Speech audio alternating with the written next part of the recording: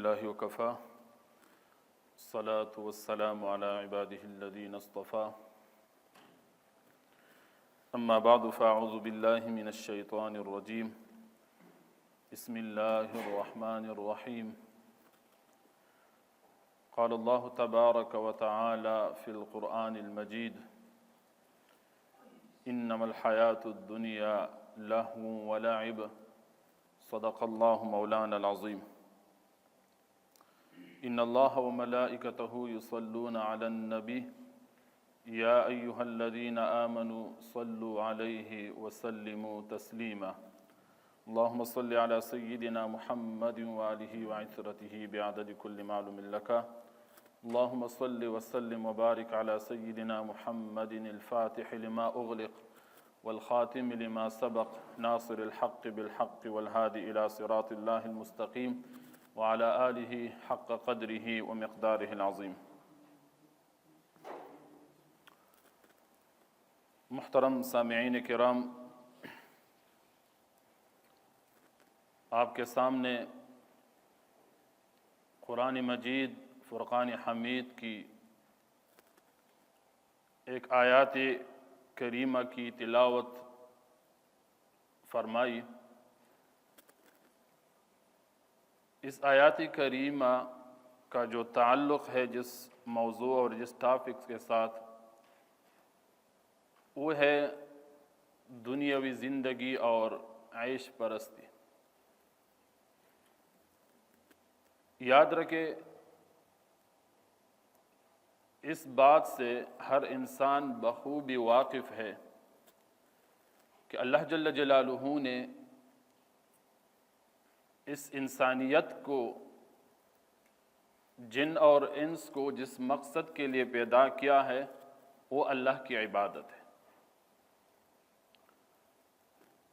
پھر چونکہ انسان اور اسی طرح جنات، انہوں نے زندگی گزارنی ہے اس کرۂ ارضی میں، تو ان کے لیے وہ اسباب اور وہ اعمال اور وہ وسائل بھی مہیا کیے ہیں جن کو استعمال کر کے اس دنیا میں وہ اچھی طرح سے زندگی گزار سکتے ہیں۔ لیکن ان وسائل اور اسباب کو مقصد سمجھنا اور اسی کو زندگی کا مقصد بنانا، یہ انسان کی غلطی اور کوتاہی ہے۔ کیونکہ دو چیزیں ہیں، ایک ہے مقصد اور ایک ہے وسیلہ۔ وسیلہ وہ ہے جس کی بنیاد پر آپ مقصد کی طرف جا سکتے ہیں، جس کو یوز کر کے آپ مقصد حاصل کر سکتے ہیں۔ تو دنیا میں جتنی بھی چیزیں ہیں یا اللہ جل جلالہ کی جتنی بھی نعمتیں ہیں، وہ صرف اور صرف وسائل ہے اللہ جل جلالہ کی عبادت اور بندگی کے لیے، کہ اللہ کی بندگی اور عبادت یہ مقصد ہے۔ اس کے علاوہ جتنی بھی چیزیں ہوں وہ وسائل ہیں۔ تو انسان کے لیے کیا ہے؟ انسان کس چیز پر فوکس کرے، انسان کس چیز کو اپنے لیے سمجھے، وہ ہے کیا؟ آخرت اور اللہ جل جلالہ کی عبادت۔ تو وہ لوگ جو کہ مقاصد اور اغراض کو چھوڑ کر وسائل کو اپنا مقصد بنایا، وہ لوگ دنیا میں بھی ناکام ہے اور آخرت میں بھی ناکام۔ اور اسی چیز کو کہ ان وسائل کو، ان نعمتوں کو ہم ان کی جو حدود ہے اس حدود سے ہم تجاوز کر کے ان نعمتوں کو ہم استعمال کریں، یہ ہے عیش پرستی۔ کہ اللہ جل جلالہ نے انسان کو جو نعمتیں دیے ہیں، اس میں سب سے جو بڑی نعمت ہے وہ انسان کی صحت ہے، انسان کا وقت اور ٹائم ہے، اس کے علاوہ جو مال و دولت ہے، یہ سب اللہ کی طرف سے نعمتیں ہیں۔ لیکن ان نعمتوں کو ہم نے استعمال کرنا ہے، ان کے اپنے حدود بھی ہے۔ ان حدود سے اگر کوئی تجاوز کرتا ہے تو وہ عیش پرستی میں آتا ہے، اور یہ جو ہے وہ اپنے مقصد سے ہٹ کر کسی دوسرے راستے پہ چل پڑتا ہے۔ اس لیے قرآن مجید میں اللہ جل جلالہ نے بار بار دنیا کی زندگی کو جب مثال دیتا ہے تو کیل اور کود کے ساتھ مثال دیتا ہے۔ قرآن مجید میں اللہ نے فرمایا انما الحیات الدنیا لہو و لعب، دنیاوی زندگی کیل اور کود ہے بس۔ کیونکہ کیل کود میں کیا ہوتا ہے؟ سب سے پہلے ایک کام ہوتا ہے بچوں کا جو کہ ناسمجھ ہوتے ہیں، اور پھر دوسری چیز اس میں یہ ہے کہ کیل کا جو دورانیہ ہے وہ بہت کم ہوتا ہے۔ تو دنیا کی جو مثال دی اللہ جل جلالہ نے کیل اور کود کے ساتھ، کیونکہ دنیا کی زندگی جتنی بھی لمبی ہو وہ مختصر ہے، جتنی بھی یہ دنیا کی زندگی لمبی ہو یہ مختصر ہے، تو اس وجہ سے یہ کیل کود ہے۔ دوسری آیات میں اللہ جل جلالہ نے فرمایا انما الحیات الدنیا لعب و لہو و زینۃ و تفاخر بینکم و تکاثر فی الاموال والاولاد، کہ دنیا کی زندگی کیا ہے؟ کھیل کود ہے، مطلب مختصر ٹائم ہے، اس کا بچوں کا کام ہے، کھیل کود بچوں کا کام ہے۔ کوئی اگر ان دنیا کو اپنا مقصد سمجھتے ہیں تو اس کا مطلب یہ کہ وہ بچوں کی طرح نہ سمجھ ہے۔ وزینت، یہ ایک ظاہری زینت ہے، ظاہری آسائش ہے، حقیقت کچھ اور ہے۔ وتفاخر بینکم، پھر دنیا میں جو لوگ دنیا میں بہت زیادہ آگے چلے گئے، وہ کیا ہے؟ ان کا کام کیا ہے؟ ایک دوسرے پہ فخر اور غرور کرنا ہے، ایک دوسرے کے ساتھ مقابلہ کرنا ہے کہ فلاں بندہ مجھ سے مال و دولت میں کتنا آگے نکلا، میں بھی ان کا مقابلہ کر رہا ہوں، اتنی دولت میرے پاس ہونا چاہیے، فلاں کے پاس یہ ہے میرے پاس بھی یہ ہونا چاہیے۔ یہی مقابلہ ہے اور یہی ایک تفاخر چل رہا ہے۔ اچھا، اس کا نتیجہ پھر کیا ہے؟ نتیجہ دونوں کے لیے ہے، ایک ہی ہے موت مرنا ہے، دونوں نے مرنا ہے۔ اس کے بعد جو کچھ ملنا ہے دونوں کے اعمال اور دنیا کی زندگی پر ڈیپینڈ۔ اگر یہی مال، یہی دولت، یہی نعمتیں اچھے انہوں نے استعمال کیے ہیں، انہوں نے حد سے تجاوز نہیں کیا، تو آخرت میں اس کو اچھا بدلہ ملے گا۔ اگر حد سے تجاوز کیا تھا دنیا میں، پھر آخرت میں اس کا بدلہ کچھ اور ہوگا۔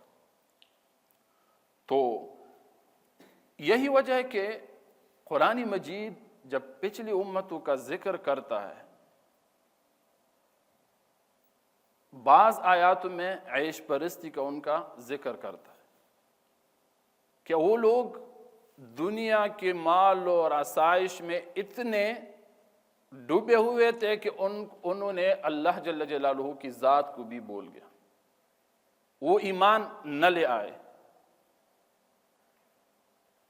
اور کیا کہتے تھے؟ وَقَالُوا نَحْنُ أَكْثَرُ أَمْوَالًا وَأَوْلَادًا وَمَا نَحْنُ بِمُعَذَّبِينَ، یہ کہا کرتے تھے کہ ہمارے پاس مال اور دولت، اولاد زیادہ ہے، ہم اولاد اور مال کی حیثیت اور اعتبار سے زیادہ ہے، لہٰذا ہمیں کوئی عذاب نہیں ہوگا۔ تو بھول گئے کہ یہ مال اور دولت دیا کس نے ہے، یہ بھول گئے کہ یہ نعمتیں عطا کس نے کیے، صرف اور صرف وہی ظاہری چیزیں ان کو نظر آتی تھی۔ لیکن قرآن نے رد کیا اور فرمایا انما اموالکم و اولادکم باللتی تقربکم عندنا زلفی، کہ تمہارے جو مال اور اولاد ہے یہ ہمارے قرب کو، آپ کو میرے قرب کے نہیں لے کے آ سکتے، یہ آپ کو کوئی فائدہ نہیں دے گا۔ یہی مال و دولت قارون کے پاس بھی تھا۔ قارون کو جب کہا گیا کہ اس مال کو صحیح طریقے سے استعمال کرے، اس میں اللہ کا حق ادا کرے، یہ اللہ کا دیا ہوا مال ہے، تو کیا کہا؟ انما اوتیتہ علی علم عندی، یہ میرے پاس، میرے اپنے علم اور میرے اپنے سمجھ سے میرے پاس آیا ہے ایمان، یہ کسی کا دیا ہوا نہیں ہے۔ غرور اور تکبر کی وجہ سے اپنے خالق کو بھی بول دیا، جس نے وہ نعمتیں دیے تھے وہ بھی بول گیا۔ یہی عیش پرستی ہے کہ انسان کو اصل خالق حقیقی وہ بھول جاتا ہے۔ یہ نعمتیں ہیں جو کہ انسان کے اوپر اتنے غالب آ جاتی ہے کہ وہ پھر یہ بھی بھول جاتے ہیں کہ میں کس مقصد کے لیے اس دنیا میں آیا ہوں۔ تو یہی چیزیں اگر کوئی، یہی نعمتیں اگر کوئی دنیا کے لیے استعمال کرے تو یہ ان کے لیے زوال اور ان کے لیے عذاب کا سبب بنے گا، کیونکہ دنیا میں جتنی بھی انسان کے پاس نعمتیں ہیں یہ ایک آزمائش ہے۔ کوئی یہ نہ سمجھے کہ میرے پاس اگر مال و دولت ہے تو میں ہی کامیاب ہوں، میرے پاس میرے اولاد ہے تو میں ہی کامیاب ہوں، یہ کوئی نہ سمجھے۔ اور کچھ لوگ ہے بھی ایسا کہ یہ سمجھتے ہیں کہ میرے پاس چونکہ مال و دولت ہے تو مجھے کسی اور کی کوئی ضرورت نہیں، میں اکیلا ہی کافی ہوں۔ پھر وہ اسی حالات میں اپنے خالق کو بھول جاتے ہیں، اور قرآن مجید نے اس کی طرف اشارہ فرمایا، فَأَمَّا الْإِنسَانُ اذا ما ابتلاه ربه فاکرمه ونعمه فیقول ربی اکرمن۔ جب اللہ جل جلالہ کسی شخص کو کسی امتحان ابتلا کرے، امتحان میں اس کو ڈالے اور ان کو نعمتیں دے دے، ان کو نعمتیں دے دے، تو کیا کہتے ہیں؟ یہ جو کچھ ہے اللہ کی طرف سے ہے، خوش ہوتا ہے کہ اللہ نے میری عزت فرمائی، اللہ نے مجھے سب کچھ دیا ہے۔ لیکن جب اس پہ تکلیف آتی ہے، مصیبت آتی ہے، تو کیا کہتے ہیں؟ وَأَمَّا إِذَا مَا ابْتَلَاهُ فَقَدَرَ عَلَيْهِ رِزْقَهُ فَيَقُولُ رَبِّ أَهَانَنِ۔ جب اس کا رزق میں کوئی کمی آ جاتی ہے تو کیا کہتے ہیں؟ کوئی تکلیف آ جاتی ہے تو کیا کہتے ہیں؟ اللہ نے مجھے ذلیل کیا۔ پھر اس کا جواب یہ ہوتا ہے، کیوں؟ کیونکہ جب یہ نعمتوں میں ہوتا ہے، ان کے پاس جب نعمتیں ہوتی ہے تو وہ بھول جاتے ہیں کہ کس کی طرف ہے، کس کی طرف میرے پاس یہ سب چیزیں آئی ہیں، یہ بھول جاتے ہیں۔ لیکن جیسے تکلیف آ جاتی ہے پھر ان کو یاد آتا ہے کہ ہاں کوئی تو ہے جن سے میں شکایت کروں، کوئی ہے جن کو میں بلائے، جن سے میں دعا کروں۔ تو اسی صورتحال میں کہ جب نعمتوں میں وہ موجود ہے تو بھول جاتے ہیں کہ میرا رب کون ہے۔ اسی وجہ سے اب جس زمانے میں ہم ہیں، جس دور سے ہم گزر رہے ہیں، جس پرفتن دور سے گزر رہے ہیں، ہر طرف سے ہمارے اوپر فتنوں کی بارش ہے۔ پھر یہ بھی نہیں ہے کہ کوئی مالدار ہے، کوئی امیر ہے، وہ صرف اور صرف اس فتنوں میں مبتلا ہے، بلکہ وہ لوگ بھی ان فتنوں میں مبتلا ہے جو کہ مال و دولت کے حساب سے شاید وہ کم ہو۔ کوئی یہ نہیں دیکھتا، جیسے کہ حضور علیہ السلام کا ارشاد ہے کہ ایک زمانہ لوگوں پہ آئے گا جن کے پاس مال و دولت کسی بھی طریقے سے اسے حاصل کرتا ہو، وہ یہ نہیں دیکھے کہ کیا یہ حلال سے ہے یا حرام سے۔ تو ہر کوئی اسی کوشش میں ہے کہ کسی بھی طریقے سے ہمارے پاس صرف اور صرف مال آ جائے. اور یہی وجہ ہے کہ ہم دنیا کے لیے ہم سوچتے ہیں، دنیا ہی ہم نے اپنا مقصد بنایا ہے، اس وجہ سے دنیا ہمارے پاس آتی بھی نہیں. جیسے کہ حدیث ہے، نبی علیہ الصلوۃ والسلام کا ارشاد ہے کہ کوئی شخص اگر دنیا کی تلاش میں ہمیشہ رہتا ہے، اسی کی فکر میں رہتا ہے، تو اللہ جل جلالہ ان کو دے گا اتنا جتنے ان کی قسمت میں لکھی ہوئی. لیکن یہ ہے کہ جو مفلسی ہے، جو غربت ہے، وہ ان کے آنکھوں کے درمیان میں ہو، ہمیشہ کے لیے وہ غربت اور مفلسی کا ہی شکار ہوگا، کیونکہ ان کا مقصد صرف اور صرف دنیا ہے. تو اگر ظاہری طور پر ان کے پاس مال بہت بھی زیادہ ہے، لیکن چونکہ اس کے دل میں دنیا کی محبت ہی ہے، تلاش میں ہی رہتا ہے دنیا کی، تو اس کے آنکھوں میں مفلسی ہمیشہ رہے گی.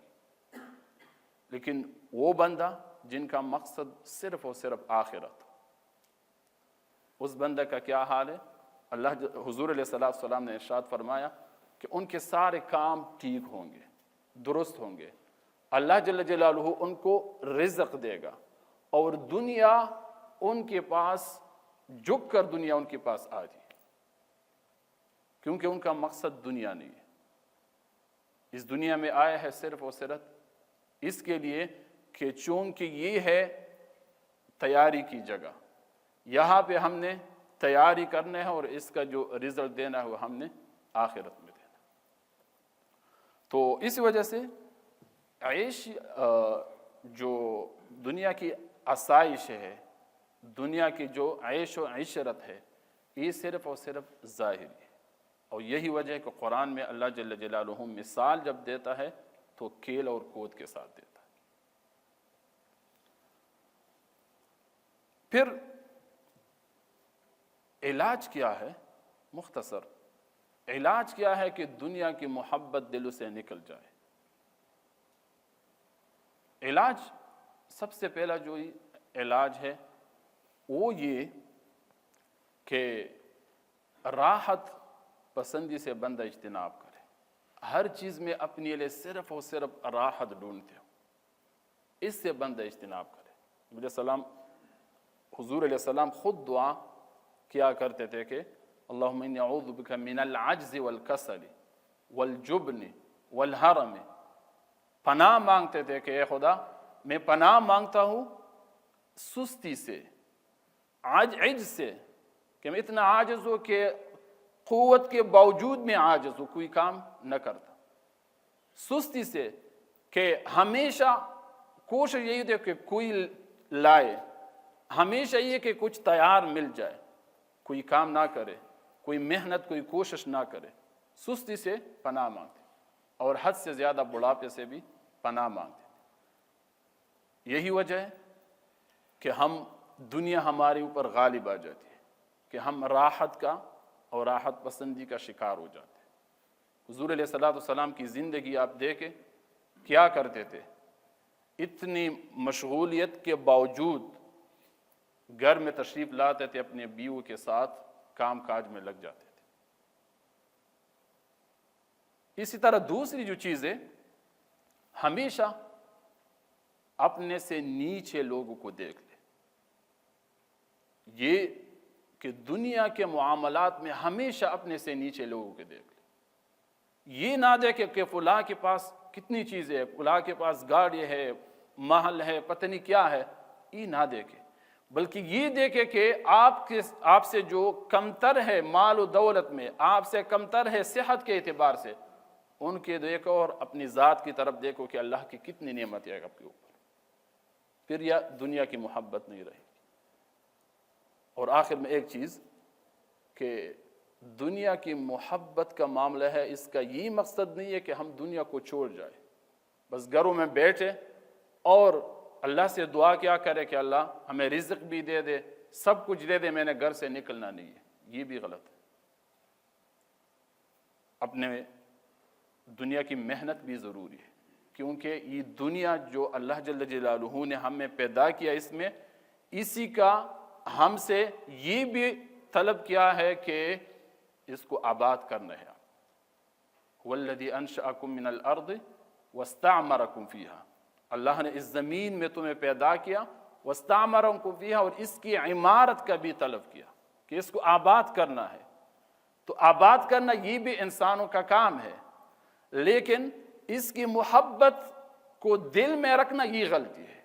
دنیا کی محبت کو دل میں رکھنا یہ غلطی ہے، دنیا کو اپنا مقصد بنانا یہ غلط ہے، دنیا کو ہی اپنا سب کچھ کہنا یہ غلط ہے۔